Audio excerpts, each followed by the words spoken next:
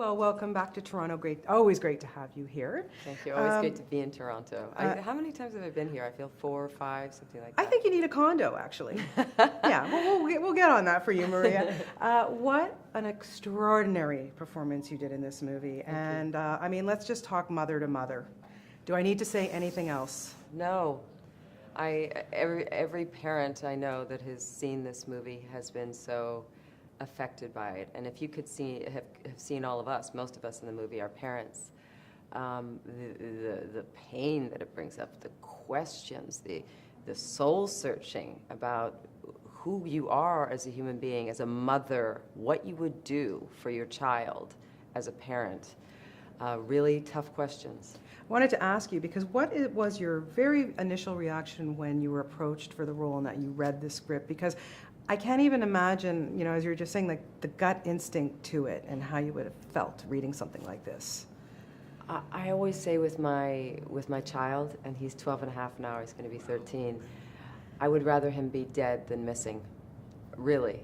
That you don't know, if you never know. I can't imagine what those parents go through, and yet Hugh had a wonderful whole Bible done of research that had videos on it and interviews with people who had children who had gone missing.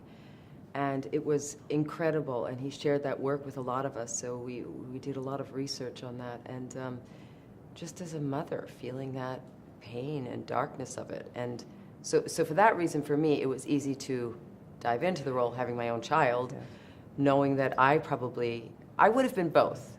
I would have been the mother who falls apart and the vigilante, or not vigilante, or the person who really works to find my kid. Yeah, and what's really interesting is that your character in the film, you know, I mean, obviously just breaks down, she just loses it, she can't even get out of bed, but the one thing she says to Hugh Jackman, who plays your husband, is, you know, you were always there to protect us.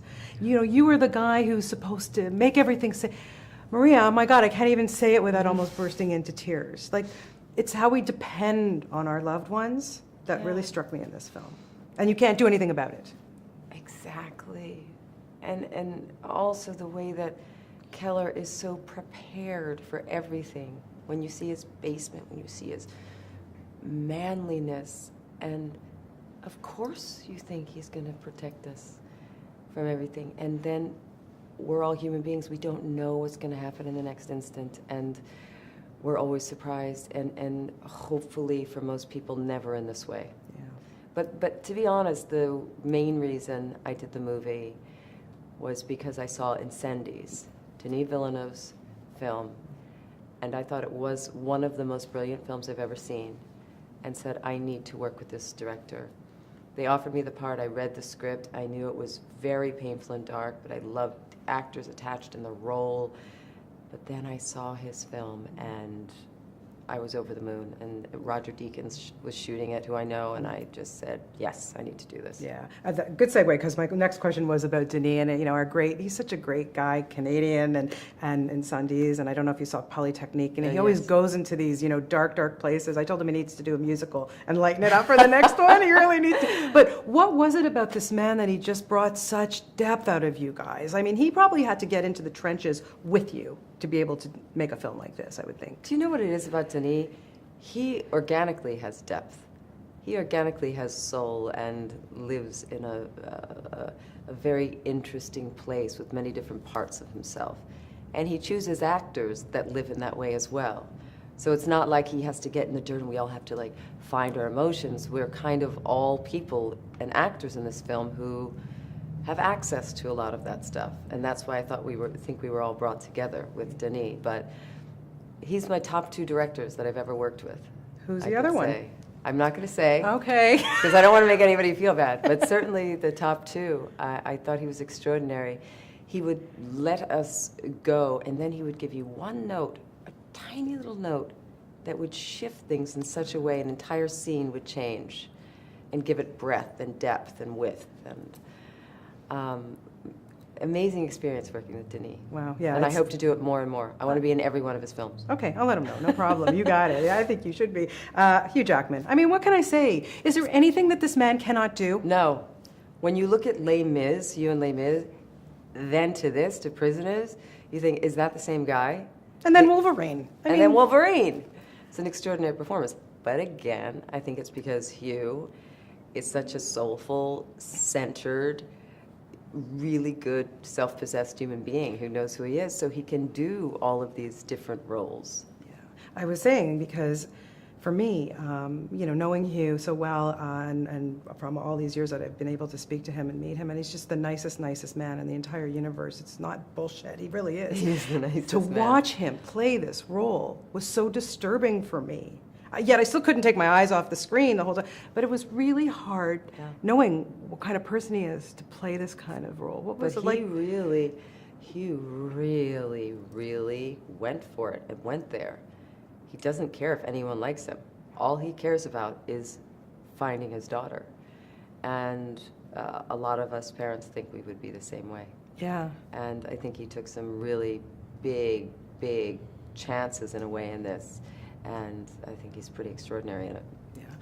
You have another film here in the festival, Third Person, directed by Paul Haggis. Oh, another Canadian. What is it with you and the Canadian I directors? love the Canadians. Can you just tell me briefly about what that is about and what you play in that? It's a romantic dramedy, I think you would say, that takes place in New York, Paris, and Rome. And it's these intersecting stories, and but you don't understand how they intersect till the end. And we filmed it in Rome in November, which is extraordinary. Paul and I have been to Italy a couple of times together just as friends. We've been friends for a long time but never worked together.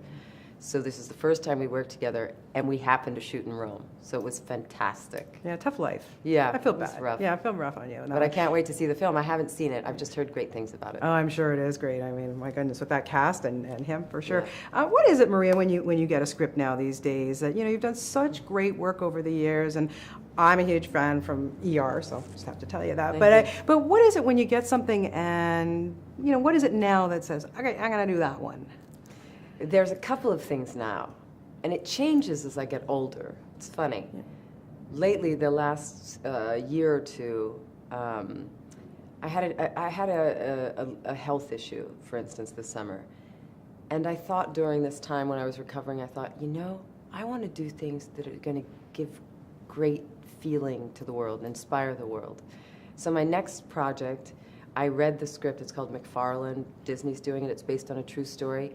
I bawled my eyes out at the end. It was so moving. So I thought, I want to do that. That's going to bring people some inspiration and joy. And then the film I'm doing after that, An Affair, based on the French film An Affair, is romantic and gorgeous and,